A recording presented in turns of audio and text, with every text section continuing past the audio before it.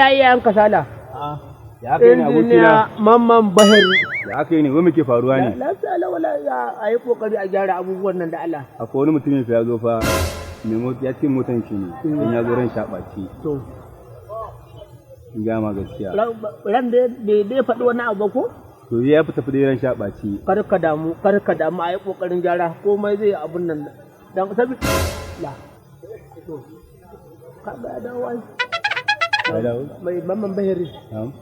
Ka baya mar ban zo ba da Allah. Ba matsala. Yawa Mamman kuma da Allah ai kokari a duba mu. Ba matsala. Ka kai mar da Allah ban zo Mamman Bahari.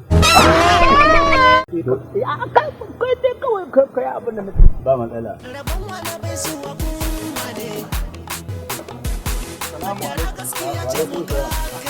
Yaran dai har yanzu dai ina yake ne shi ogan naku?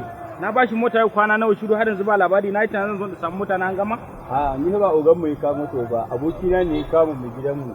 Yace a duba motar nan. Wai abokin ku kana nufin ba shi ba bakanike bane wannan na ba shi mota? A ai gareje nan ma da wani ogan mu daban wanda ya kawo motar nan abokina ne ke a taimaka a duba mai. Wani irin magana banza ne ya in mutum same shi a gareji ba shi mota kace ba ogan ku bane? Muna da oga ko a garejin nan muna da oga. Shi dai wancan da ya zo abokina ne. Sai ya rufa mai asiri yake min dan Allah ya taimaka mai. A duba motar nan ma yanzu aka turo ne yaro ne akwai abin da za a saka. Yanzu surutan da ya muke nan na banza ne ba iya gyaran yayi ba? Ko da yana zuwa yayi ma zama a nan ne. Wani mu dan ci abinci zai tashi da shi amma ba aikin shi bane. To lalle zan dauki mataki akan sa. Ai wannan iskanci ne da dare kawai ka ba mutum mota ba tare da san aiki ba.